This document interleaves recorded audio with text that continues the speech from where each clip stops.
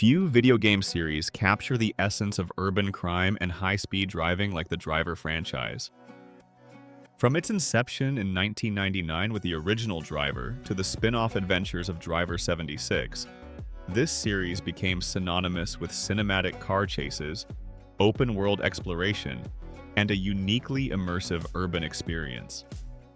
Unlike many franchises that spread thin across countless titles, Driver distinguished itself by building on a simple yet captivating formula.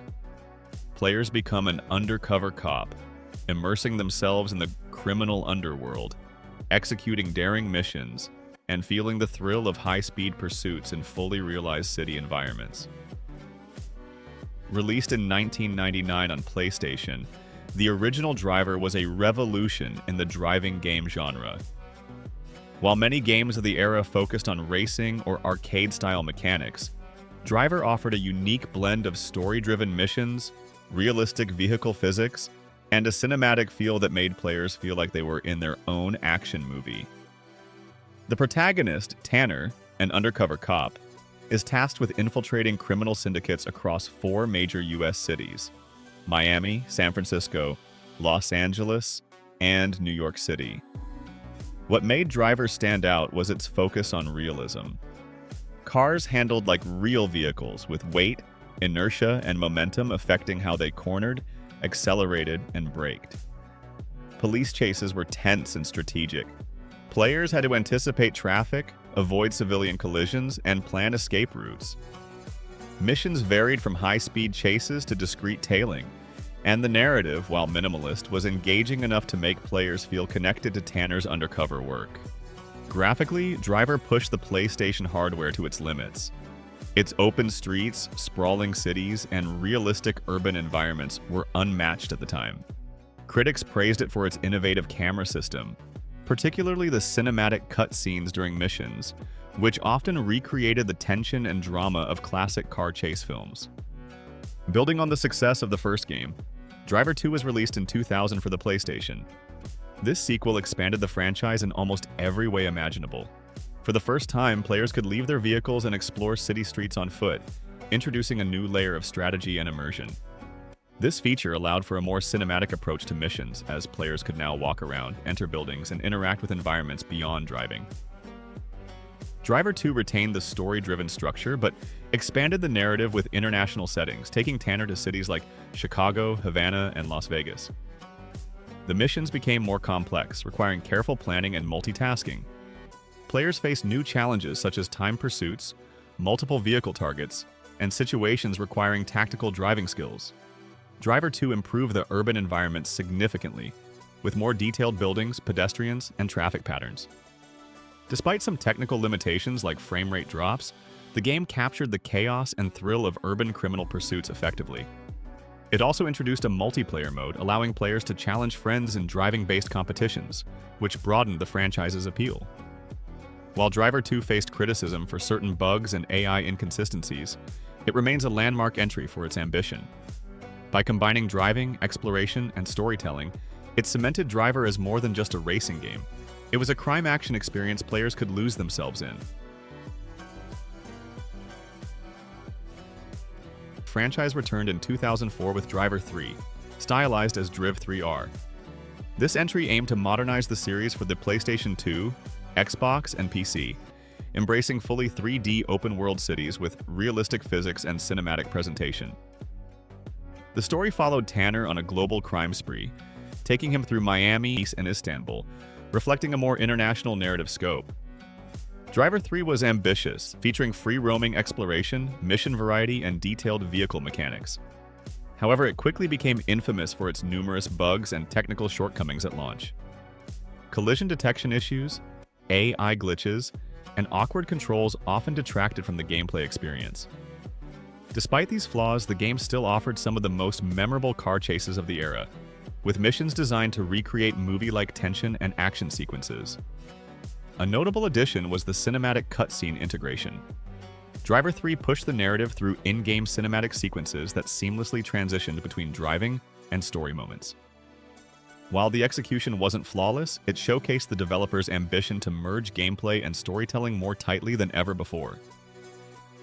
The reception was mixed. Fans praised the return of Tanner and the cinematic car chases, while critics highlighted the technical issues.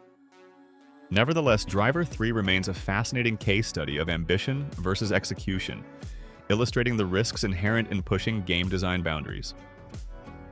In 2006, Driver Parallel Lines arrived on PlayStation 2 and Xbox, signaling a return to the franchise's roots while adding a unique twist: a dual-era storyline. Players followed Tanner across 2 decades, starting in the 1970s and progressing into the early 2000s. This entry emphasized narrative more heavily than previous titles. Tanner is wrongfully imprisoned and seeks revenge upon his release, navigating a New York City divided between its gritty 1978 streets and a modern 2006 metropolis. Players could experience the evolution of the city, traffic, and criminal landscape over time. Gameplay improvements included more refined driving mechanics, better AI, and smoother mission design. While retaining cinematic car chases and story-driven missions, Parallel Lines also offered a more polished open-world environment, encouraging exploration and experimentation. It combined the classic thrill of high-speed pursuits with a compelling revenge narrative, making it a fan favorite. The dual-era design was not just a visual gimmick, it affected gameplay. Vehicles handled differently depending on the era, police tactics evolved, and mission structure adapted to reflect the changing urban landscape. These details reinforced immersion and demonstrated the franchise's ability to innovate while respecting its roots. In 2007, the franchise expanded to handheld gaming with Driver 76, released exclusively for the PlayStation Portable PSP. While smaller in scale than console entries, it retained the core elements of the series: high-speed pursuits, cinematic missions, and urban crime storytelling. Set in New York City, Driver 76 offered a compact yet engaging narrative centered on Tanner's continued battle against organized crime. The game adapted the open-world formula to handheld constraints, providing smaller maps and shorter missions while maintaining the thrill of cinematic car chases. Driver 76 refined the driving physics for the PSP, offering responsive handling and challenging pursuits despite hardware limitations. It also experimented with mission variety, introducing side missions and collectibles that encouraged exploration beyond story objectives. While it didn't innovate as dramatically as previous entries, it demonstrated the franchise's versatility, proving that Driver could succeed across multiple platforms. The Driver series stands as a milestone in driving and action games, leaving an indelible mark on the gaming landscape. Its influence is seen in later open-world driving games, from cinematic car chase sequences to realistic city environments and mission-based narratives. The franchise popularized the concept of immersive, story-driven driving gameplay, blending the thrill of racing with the suspense of crime-action storytelling. Each entry brought its own innovations and lessons.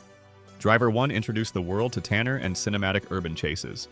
Driver 2 expanded gameplay with on-foot exploration and international locations. Driver 3 ambitiously attempted seamless 3D cities, despite technical setbacks. Parallel Lines reinvented the franchise with dual-era storytelling and polished mechanics, while Driver 76 demonstrated the series' adaptability on handheld platforms. The franchise also influenced how players perceive vehicle handling and police pursuits in games. By emphasizing realism, mission strategy, and cinematic presentation, Driver helped shape the action-driving subgenre, setting a precedent for franchises like Grand Theft Auto and Mafia. Despite its highs and lows, the Driver series is remembered for its unique identity. It wasn't just about fast cars, it was about tension, strategy, and cinematic spectacle. Players weren't merely racing, they were living out undercover operations, planning escapes, and navigating sprawling urban landscapes filled with danger at every corner. The Driver franchise remains a beloved and influential part of video game history. Its first 5 entries, Driver 1, Driver 2, Driver 3, Parallel Lines, and Driver 76, each contributed to a legacy defined by innovation, ambition, and the thrill of cinematic driving. While not every installment was flawless, together they created a series that captured the imagination of gamers worldwide and set a standard for narrative-driven vehicle gameplay. Through high-speed pursuits, immersive urban environments, and the unforgettable story of Tanner, Driver proved that video games could combine action, storytelling, and realism in ways that no other series had done before. Today, the franchise is remembered not just for the cars and chases, but for its dedication to delivering the ultimate undercover driving experience, one mission at a time.